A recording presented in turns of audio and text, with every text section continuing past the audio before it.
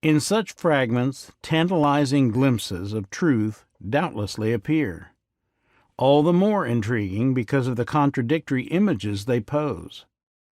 Yet the measure of the man remains incomplete. The Doc Holliday of history is an individual seen almost entirely through the eyes of others. He remains, essentially, a man without a voice, a circumstance that makes him at once a compelling subject and a frustrating figure. He was a Southerner, a dentist, a gambler, and a consumptive who seemed to have no fear of death. He was Wyatt Earp's friend and stood with him at the most famous gunfight in the history of the American West. But those are all impersonal qualities and descriptive terms devoid of any true insight into character, personality, or motivation. They explain what he did, not who he was. They are so vague that they permit today, as in his own time, the diversity of opinion expressed by those quoted here. Not a single sample of his writing that would provide insight into how he felt or what he believed appears to have survived.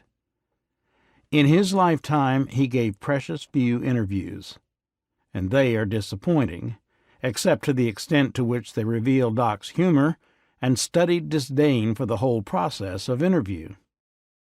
He never stands clear as a historical figure in sharp relief.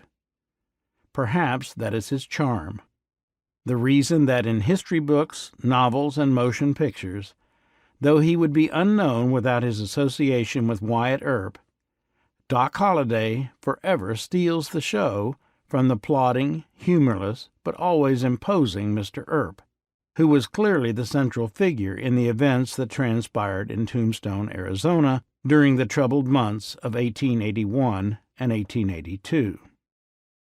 And so, curiously, for one so well known, Doc Holliday remains a mystery, a legend in the shadows. That is his charm and his frustration for would-be biographers. Biography is, after all, an arrogant, intrusive enterprise. It probes lives in all the places that people prefer to have left alone. Those who do it justify it usually because they find something compelling about a life, or because they have a passion to bring down idols. In either case, biographers have purposes more complicated than simply telling it like it really happened.